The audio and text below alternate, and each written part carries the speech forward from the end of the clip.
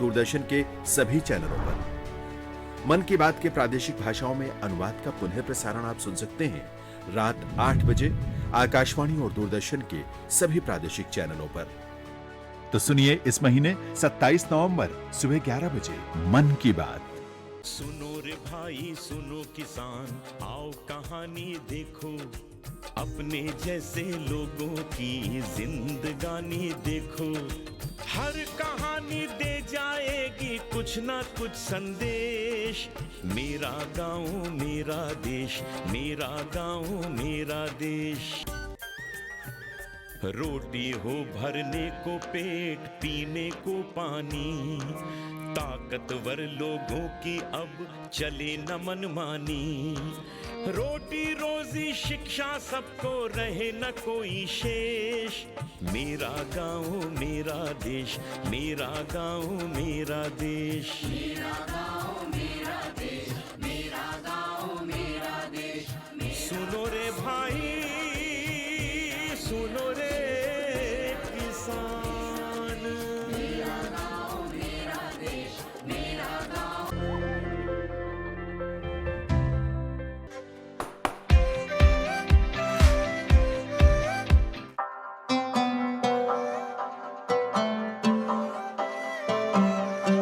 चल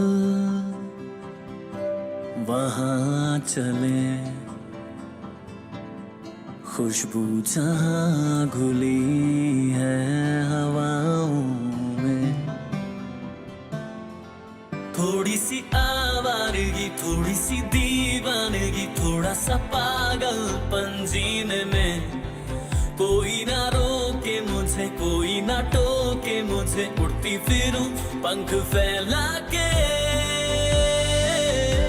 सफरनामा बादल की गलियों में खो जाने का सफरनामा।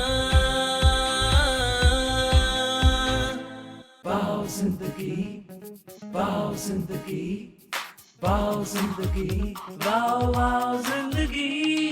गेटअप थोड़ा बेटर हो, वाओ जिंदगी, पर्सनालिटी का जब मैटर हो, वाओ जिंदगी, फैशन ही फैशन से भरी, वाओ जिंदगी, लाइफ में अपनी स्टाइल हो, वाओ जिंदगी, लाइफ में बैलेंस रिदम हो, कलर पैटर्न ब्यूटी और डिजाइन भी इम्प्रेसिव जो स्टाइल हो।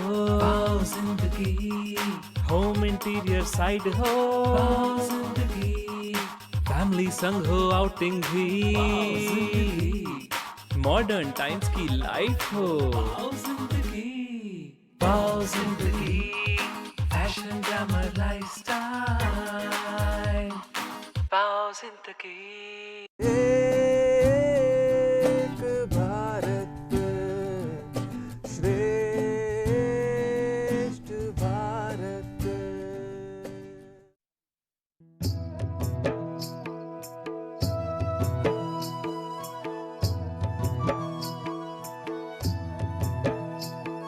फागुन आया दिन बदले, फागुन आया, फागुन आया दिन बदले, फागुन आया।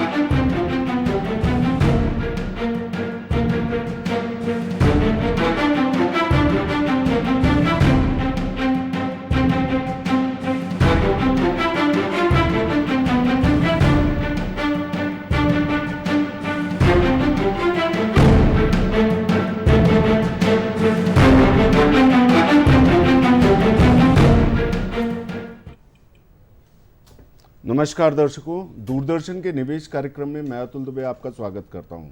आज हमारे बीच में नरेंद्र सिंह चौहान जी, डेप्यूटी कमिश्नर जीएसटी, सुनील बांगर जी, असिस्टेंट कमिश्नर जीएसटी। आज जो है जीएसटी के बारे में विस्तार से बताने के लिए हमारे पास टेक्निकल एक्सपर्ट्स यानी जीएसटी के जानकार लोग जो है उपस्थित हैं। दर्शकों, आप हमसे लाइव जुड़ करके फ़ोन पूछ सकते हैं। हमारे फ़ोन नंबर हैं 0755-266-0049 और हमारा टोल फ्री नंबर है 1800-233-0040। हमारा प्रोग्राम लाइव है, आप हमसे जो है सीधे प्रश्न पूछ सकते हैं।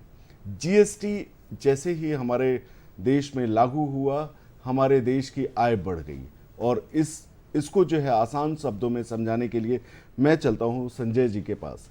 संजय जी, जीएसटी को आसान शब्दों में हम कैसे समझ सकते हैं और आम जन को इससे क्या लाभ है? जीएसटी वास्तव में कोई नया एक्ट नहीं है। जीएसटी वैल्यू एडेड टैक्स है। जैसे पहले है मध्य प्रदेश में या फिर अन्य राज्यों में वेट लागू था, वो वैल्यू एडेड टैक्स था।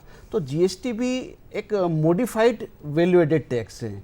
और पहले देश में कई प्रकार के टैक्सेशन लॉज जो प्रचलन में थे, जैसे सेंट्रल एक्साइज, वेट, इंटी टैक्स। अब इन सारे टैक्सेस को सब्ज्यूम करके एक नई सिंगल टैक्सेशन सिस्टम लागू कर दिया गया है। इसका नाम जीएसटी है। अब जीएसटी के अंतर्गत 3 प्रकार के कर लगते हैं, मतलब कर एक ही है, सिर्फ और सिर्फ जो देश में सेंट्रल और स्टेट के बीच में रेवेन्यू के बंटवारे के लिए आईजीएसटी, सीजीएसटी और एसजीएसटी टैक्सेशन को रखा गया है। जी जी, जीएसटी। सुनील जी, आपने बहुत अच्छे से बहुत सरल शब्दों में बताया कि जीएसटी से हमें घबराना नहीं है। मेन चीज़ जो है क्या है कि आज की डेट में देखा जाए तो व्यापारी वर्ग, आम जन सब जो है जीएसटी के लागू होने के बाद काफ़ी डर गए थे, तो आपने जो है उनका डर खत्म करने की कोशिश करी है। अब मेरा प्रश्न नरेंद्र जी आपसे है, जीएसटी के अंतर्गत किन व्यवसायियों को पंजीयन प्राप्त करना चाहिए, साथ ही उनको पंजीयन प्राप्त करने में से क्या सुविधाएं मिलेगी, ये भी एक बड़ा प्रश्न है। और क्या नए व्यवसायियों को भी पंजीयन प्रक्रिया उनके लिए भी आसान है या नहीं?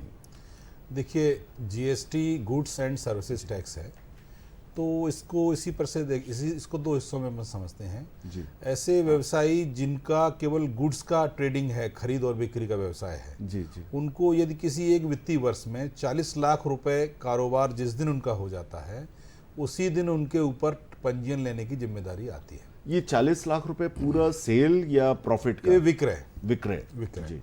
और यदि वो सर्विस प्रोवाइडर है, सेवा प्रदाता है, तो सेवा प्रदाता की स्थिति में ये 20 लाख इसकी 20 लाख सीमा रखी गई है। ऐसे लोगों को पंजीयन लेने की अनिवार्यता है।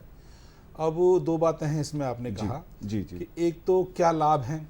हाँ। तो उससे पहले मैं बताऊं कि आपने पूछा कि क्या इसमें पंजीयन प्राप्त करना बेहद आसान है। पूरी प्रक्रिया ऑनलाइन है।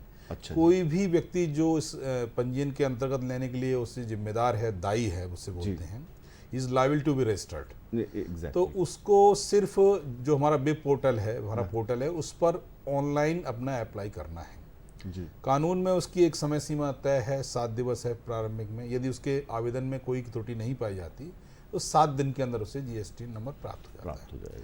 सरकार के स्तर पर अगर बात करें, चाहे केंद्र सरकार हो या मध्य प्रदेश सरकार हो, मध्य प्रदेश सरकार ने अभी हाल ही में हमारे आदरणीय आयुक्त महोदय ने एक उसकी एसओपी जारी कर दी है पंजीयन जारी करने के लिए, जिसमें मतलब उसमें कोई भी कठिनाई यदि आपको आती है तो उसमें एसओपी को पढ़ के आप बड़े आसानी से समझ सकते हैं।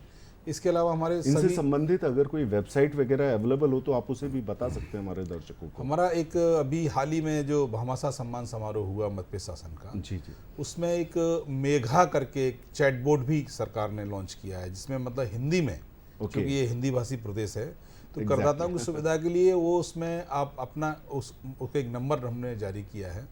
उस नंबर को आप जैसे ही अपने मोबाइल नंबर में सेव करते हैं तो आपको न केवल पंजीयन, इसके अलावा जितने भी जीएसटी के डायमेंशंस हैं, रिटर्न भरना हो, चाहे मतलब अन्य ऑडिट के प्रश्न हो या कोई भी प्रश्न हो, तो सामान्यतः जो बहुत अधिक बड़ा व्यापार नहीं कर रहे हैं, जो बहुत बड़े व्यापारी वर्ग में नहीं आते, तो मैं समझता हूं कि 90% व्यवसायियों की मांग केवल उसी मेगा चैटबोर्ड से पूरी हो सकती है। क्या बात है। तो अच्छा, जैसा आपने ये लिमिटेशन बताया कि अगर वो सर्विस प्रोवाइडर है तो उसको 20 लाख, और अगर जो है वो व्यापार कर रहा है या किसी और गुड्स वगैरह का व्यापार कर रहा है तो उस सिचुएशन में 40 लाख।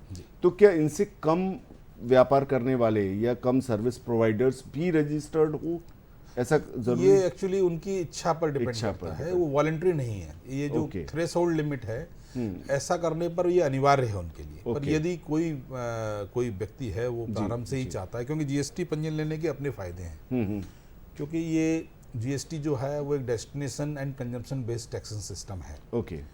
तो आप जैसे मध्य प्रदेश का व्यापारी अगर मान लो दिल्ली या अन्य राज्य से माल लाता है, खरीदता है, तो जितना भी टैक्स वहाँ चुका कर आता है उसको उसका रिबेट मिलता है।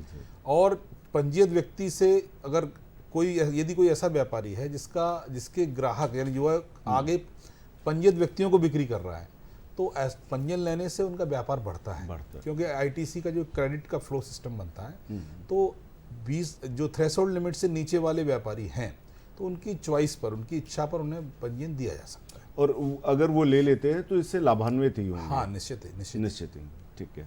तो नए व्यवसायियों के लिए भी एडवाइस है आपकी कि वो पंजीयन प्रक्रिया में जाकर के पार्टिसिपेट करें और कर लें अपना पंजीयन। ठीक है सुनील जी, अब मेरा प्रश्न आपसे है कि अंडर कंस्ट्रक्शन प्रॉपर्टी, क्योंकि हमारा प्रोग्राम निवेश का है तो हम लोग कुछ बातें जो है प्रॉपर्टी और निवेश से संबंधित भी करते हैं। अंडर कंस्ट्रक्शन प्रॉपर्टी एवं रेडी प्रॉपर्टी पर जीएसटी किस प्रकार से लागू होगा? देखिए, अंडर कंस्ट्रक्शन प्रॉपर्टी कोई बिल्डर जो है कोई बिल्डिंग बना रहा है, कोई प्रोजेक्ट कर रहा है, तो यदि बिल्डिंग कंप्लीट होने से पहले या फिर कोई यूनिट कंप्लीट होने से पहले यदि वो उसके एडवांसेस ले लेता है, उसके अगेंस्ट में कंसिडरेशन ले लेता है जी, तो वो वर्क कॉन्ट्रैक्ट सर्विसेज में आ जाएगी, अंडर कंस्ट्रक्शन सर्विसेज के अंतर्गत आ जाएगी। ओके जी। ओके।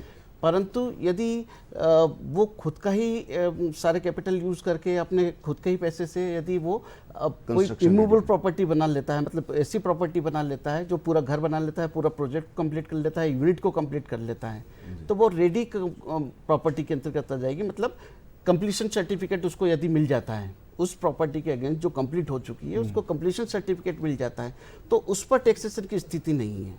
उस पर कंप्लीशन सर्टिफिकेट के बाद किसी भी इमूवेबल प्रॉपर्टी पर टैक्स की लायबिलिटी नहीं आती है, जबकि अंडर कंस्ट्रक्शन प्रॉपर्टी के अंतर्गत टैक्स की लायबिलिटी उस पर आएगी। तो अच्छा, इसमें परचेजर को क्या बेनिफिट होगा? अंडर कंस्ट्रक्शन प्रॉपर्टी खरीदने से परचेजर बेनिफिट में होगा या फिनिश्ड प्रॉपर्टी खरीदने में जो है उसको फायदा होगा? जैसे मैं एक इन्वेस्टर हूं या मैं जो एक घर खरीदना चाहता हूं, घर खरीदार हूं, और मैं अंडर कंस्ट्रक्शन प्रॉपर्टी खरीद लेता हूं या बिल्कुल फिनिश्ड प्रॉपर्टी खरीदता हूं, तो दोनों में किस में मुझे लाभ होगा? देखिए, कोई भी बिल्डर खुद कभी अपने पैसे से पूरी प्रॉपर्टी नहीं बनाता, पूरा प्रोजेक्ट कंप्लीट नहीं करता। वो एडवांसेस 100% एडवांसेस रिसीव करता है, जो उनके जो प्रोस्पेक्टिव बायर्स होते हैं, जो फ्यूचर के जो उनके बायर्स होते हैं, उनसे एडवांसेस रिसीव करते हैं।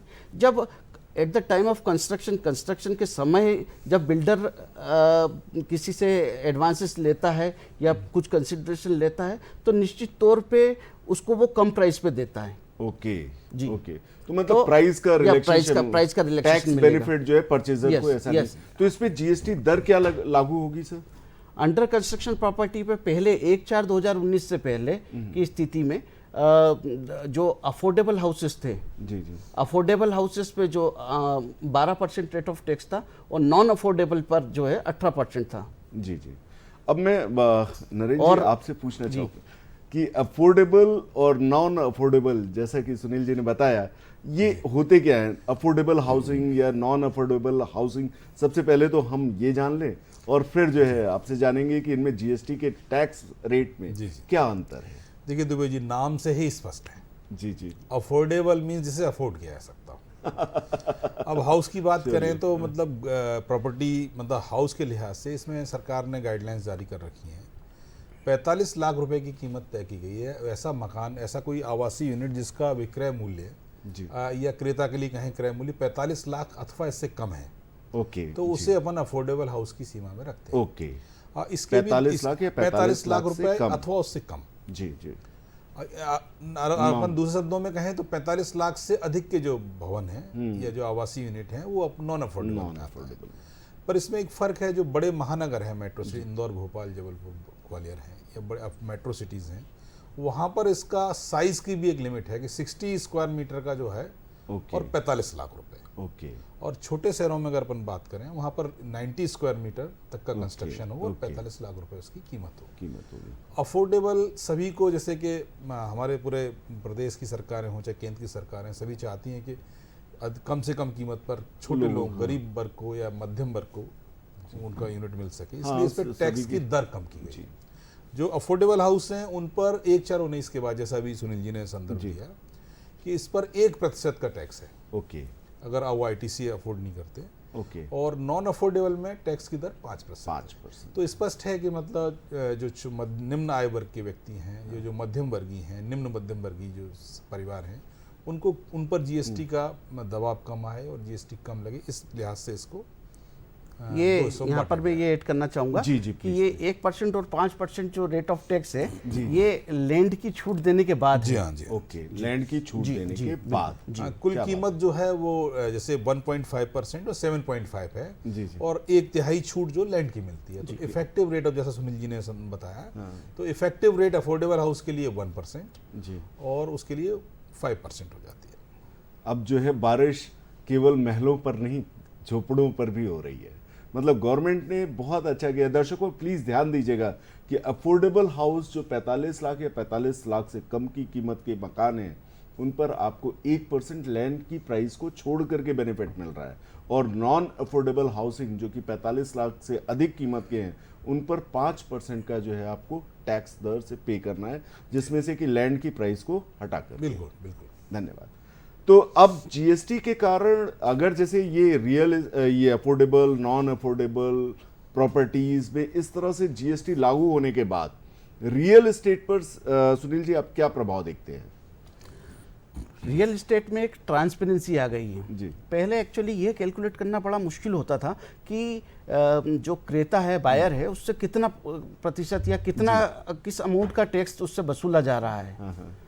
और अब GST आने के बाद एक रेट क्लियर हो गया है कि 1% से या 5% से कर वसूला जाएगा।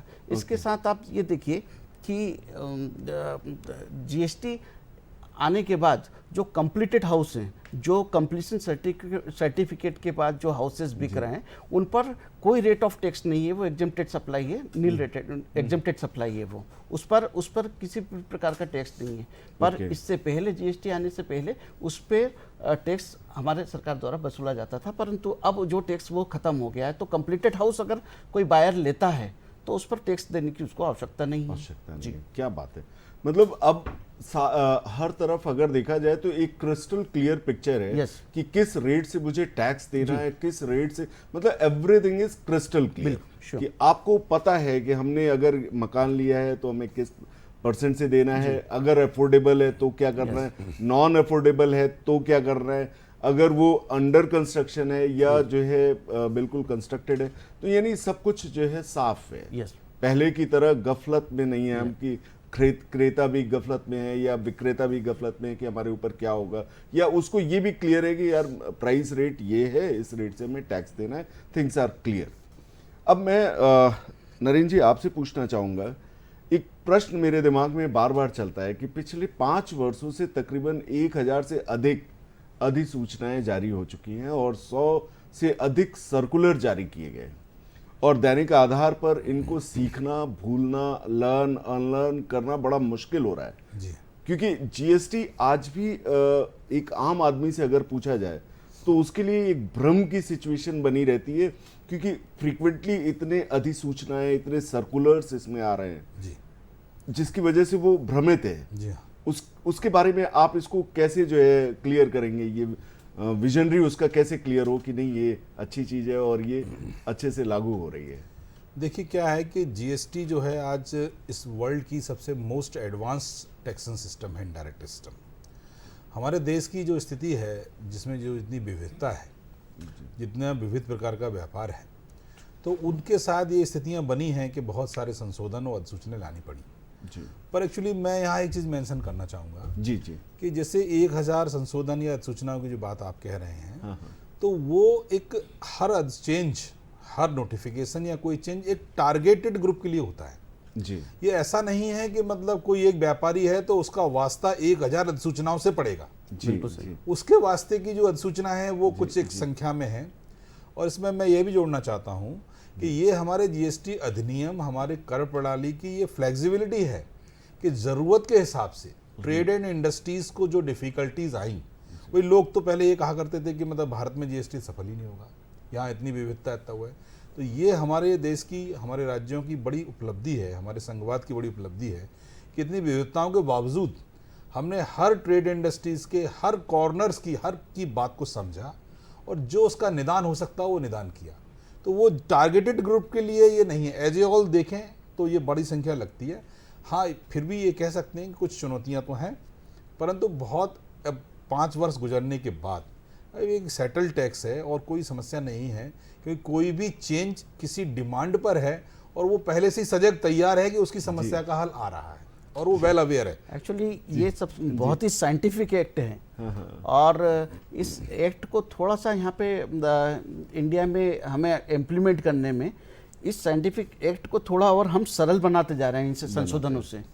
तो दर्शकों इस पे ध्यान दीजिएगा कि जैसा हमारे गेस्ट ने हमको बताया, दोनों गेस्ट ने हमें बताया, उससे हमें ये प्रतीत होता है कि सरकार निरंतर अग्रसित हो रही है आसान करने के प्रति। ये जो कॉम्प्लिकेशंस हमें देखने पर, सुनने पर प्रतीत होता है, उसको आसान करने की निरंतर प्रक्रिया में जो है वो लगी हुई है। जिस भी ग्रुप को जहाँ पर भी दिक्कत आती है उसके अकॉर्डिंगली सरकार चेंजेस करने को तैयार है। सरकार रिजिड नहीं है। जीएसटी डिपार्टमेंट जो है, इसमें आप लोगों का बहुत बहुत धन्यवाद जो आप लोगों की इस ज़रूरत को समझ रहे हैं। आप इस तरह से लोगों की ज़रूरत को समझ रहे हैं और उसमें चेंजेस कर रहे हैं। तहे दिल से हम लोग जो है आपका शुक्रिया भी अदा करते हैं। अब जो है मेरा प्रश्न सुनील जी आपसे है कि सप्लायर की गलती के आधार पर क्रेता व्यवसायी को दंडित करना कितना उचित है, क्योंकि किसी विशेष सप्लाई पर कर का भुगतान विक्रेता ने किया है या नहीं, यह सुनिश्चित करना अति कठिन है। जीएसटी माफ कीजिएगा, GSTR 3B एक समकालिक रिटर्न होता है जिसके बावजूद वो ये नहीं समझ पाता, जो सप्लायर है और क्रेता दोनों में जो है कंफ्यूजन बना रहता है। तो उसमें क्रेता को दंडित करना कितना उचित होगा? थोड़ा सा मैं आपके प्रश्न को थोड़ा सा टेक्निकली समझाने का प्रयास करूंगा, क्योंकि तो आपने काफी टेक्निकल प्रश्न पूछा है। एक्चुअली एक GSTR 1 डिटेल होती है, डिटेल ऑफ वो होती है डिटेल ऑफ आउटवर्ड सप्लाई। जो हम सेल करते हैं, सप्लाई करते हैं, उसकी डिटेल हम GSTR 1 में कोई भी सप्लायर, कोई भी व्यवसायी अपनी प्रदान करता है। और ये जो GSTR 1 की जो डिटेल है वो क्रेता व्यवसायी के GSTR 2A में जाकर रिफ्लेक्ट होती है। अब ये जो 2A में जो उसकी खरीदी जो रिफ्लेक्ट हो रही है, इसके आधार पर ही वो ITC लेता है। जो आप बात कर रहे हैं कि सप्लायर की गलती के कारण क्रेता को दोषी ना माना जाए, तो उसके बारे में क्लियर करूं कि अगर सप्लायर अपनी सारी सप्लाई क्रेता को बता देता है तो क्रेता को पूरा इनपुट मिल जाएगा जो उसको मिलना चाहिए, जो या फिर वो जिसका पात्र है। ठीक है, इसके आधार पर ही हमारा रेवेन्यू जो है वो डिसाइड होता है। मान लीजिए क्रेता जब उस माल को जो उसने परचेज किया है उसको आगे बेचेगा, तो वो इस जो खरीदी है उसका इनपुट टैक्स रिबेट लेगा। अगर मान लीजिए कोई किसी ने गलत इनपुट टैक्स रिबेट ले लिया, ठीक है, और उसने क्रेता ने अपनी आउटवर्ड सप्लाई के अगेंस्ट में या अपनी टैक्स लायबिलिटी के अगेंस्ट में जो कर देता है उसके अगेंस्ट में उसको गलत ITC को उपयोग कर लिया, तो हमारा राजस्व का नुकसान होगा, शासन के राजस्व का नुकसान अगर होगा। वो सही जानकारी दे देता है क्रेता को तो ये दिक्कत नहीं होगी। तो मेरा इसमें कहना ये है कि सभी, लगभग सभी ट्रांजैक्शंस में, सभी अंतरण में सप्लायर अपनी सप्लाई क्रेता को बताता है। ये स्थिति तब उपयोग मतलब प्रभाव में आती है जब क्रेता भी अननोन है, अपवंचन कर रहा है और सप्लायर भी अपवंचन कर रहा है और दोनों के बीच में एक कल्यूजन है। तो साधारणतः ऐसी स्थिति नहीं आती कि सप्लायर जो है सप्लाई नहीं बताए और क्रेता को जो है उसका नुकसान उठाना पड़ रहा है। मोटा पाटी हम ये कह सकते हैं कि अगर आपकी नीयत साफ है तो आप जो है दंडित नहीं होंगे। मैं एक चीज ऐड करना चाहूंगा। प्लीज। जी। एक कहावत है कि हम सुधरेंगे जग सुधरेगा। जग सुधरेगा। अभी क्या है, ये जो आपने बहुत ही महत्वपूर्ण बात था, ये कह सकते हैं, ये जीएसटी की दुखती रग भी कह सकते हैं जी। कि भाई विक्रेता व्यवसायी ने यदि कोई जानकारी प्रस्तुत नहीं की तो क्रेता को आईटीसी हम डिवार करके उसको नहीं मिल रहा। जी जी तो मेरा ये कहना है कि यह जो मसला है जी ये दो व्यवसायियों के बीच का मसला है। जी जी विक्रेता भी है। हाँ, यदि हम सुधरेंगे, हाँ, यानी हर विक्रेता अगर अपनी जानकारी सही से सबमिट कर देगा जी तो फिर हर क्रेता को उसका मतलब आईटीसी मिल जाएगा। इससे तो जहां पर आपका इंटेंशन गलत है, हाँ, वहां पे प्रॉब्लम वहां है। पर मतलब दूसरा ये है कि ये जो प्रणाली है ये विश्वास आधारित प्रणाली है। Exactly. इसमें करदाता पर, पंजीयत व्यक्ति पर हमने पूरा विश्वास किया है जी। कि आपको सही जानकारी प्रस्तुत करनी है। और जीएसटी का मूल मंत्र यह भी है कि जब तक आप गलती नहीं कर रहे हो जी, तब तक सरकार का कोई हस्तक्षेप आपके बारे में नहीं हो। जी। और आगे आते समय में थोड़ा सा ऐड करना चाहूँगा, आगे आते समय में व्यापार पद्धति और व्यापार प्रणाली भी ऐसी हो जाएगी कि ऐसे ही व्यक्ति से अंतरण होगा, आपका व्यापार होगा जो अपने आपके सारे जो जिसके अकाउंट्स ठीक हैं और जो सारी चीज़ें सामने ला रहा है, कोई चीज़ें छुपा नहीं रहा है, कोई कर अपवंचन नहीं कर रहा है। जी जी, क्या बात है। मतलब कुल मिलाकर के दर्शकों आप ध्यान दीजिएगा, अगर अपनी नीयत साफ है तो अपन दंडित नहीं होंगे किसी भी सूरत में। सरकार ने इतना फ्रेंडली टैक्सेशन सिस्टम, चाहे वो आयकर हो या जीएसटी हो, सभी में इतना फ्रेंडली इन्वायरमेंट क्रिएट करने की प्रयास किए हैं जिसमें किसी को भी अननेसेसरली दंडित करने का कोई प्रावधान नहीं है। बस प्रॉब्लम तब आती है जब हमारी नीयत में प्रॉब्लम हो। जब हम जो है इंटेंशनली कुछ गलत करना चाहेंगे तो ही ये प्रॉब्लम आएगी। अब जो है हम आपसे चाहेंगे सुनील जी, संदेश करदाताओं एवं व्यवसायियों के लिए आप क्या संदेश देना चाहेंगे? जीएसटी, चूंकि आप जो है असिस्टेंट कमिश्नर जीएसटी हैं, तो क्या संदेश देना चाहेंगे उनके लिए? मेरा सभी व्यवसायियों से यही निवेदन है कि जीएसटी के प्रति जो है अपना विश्वास बनाए रखें। ये जो जीएसटी कर प्रणाली आपके लिए लाई गई है, ये आपके व्यवसाय की बेहतरी के लिए है और आपको एक अच्छा और कॉम्पिटिटिव मार्केट देने के लिए ये कर प्रणाली लाई गई है। जी जी जी, क्या बात है। नरेंद्र सिंह जी, आप क्या, चूंकि आप भी डिप्टी कमिश्नर हैं, तो आप जो है करदाताओं एवं व्यवसायियों के लिए क्या संदेश देना चाहेंगे? मैं अपने करदाताओं और व्यवसायियों से यही अनुरोध करूंगा कि हम सब जानते हैं कि वित्त जो है प्रशासकीय इंजन का ईंधन है जी। इसके बिना कोई भी सरकार न तो लोक कल्याणकारी कार्य कर सकती है। अंततः जो कर आपके द्वारा चुकाया जा रहा है वो आपके ही भले के लिए खर्च किया जाता है, सरकार द्वारा समाज के भले करना। इसलिए इसका मतलब स्वागत किया है उन्होंने, इसका धन्यवाद। इसको मतलब और दिल से अपनाएं, अपनी जो जिम्मेदारी है उसको समय पर निभाएं। यदि आप गलत नहीं कर रहे हैं तो आप, ये प्रोग्रेसिव टैक्सेशन सिस्टम है हमारे लिए, समाज के लिए, इस देश की अर्थव्यवस्था के लिए भले। जैसे आज हमको हमारे सारे डिसीजन टैक्सेशन पर नहीं लेना है, आपका बिजनेस चलेगा अथवा जाएगा, ये आपका बिजनेस डिसीजन लेना है। कहीं पर टैक्स कम है, कहीं पर ज़्यादा। वन नेशन वन टैक्स जो अपना प्रोग्राम है, ये आपके इन्वेस्टमेंट को बढ़ाना है। आज मध्य प्रदेश के व्यापारी को अगर सिक्किम में इन्वेस्ट करना है तो उसे कर कानूनों की चिंता नहीं है। तो ये उनके भले के लिए है, हम सबके भले के लिए, हमारे देश समाज के भले के लिए। आप सबने जो इस पे मतलब आप विश्वास जताया उसको रखें। यदि आप गलत नहीं है तो आपके साथ गलत नहीं होगा। आपका नरेंद्र सिंह जी, आपका बहुत बहुत धन्यवाद। आप हमारे स्टूडियो में पधारे और जीएसटी की कठिन से कठिन बात को आपने बड़े सरल शब्दों में जो है दर्शकों को बताया। सुनील जी, आपका भी बहुत बहुत स्वागत। आपने भी बड़े आसान शब्दों में टेक्निकल चीज़ों को बड़ा विस्तार से और बड़े ही सुगम तरीके से हमारे दर्शकों को समझाया। धन्यवाद।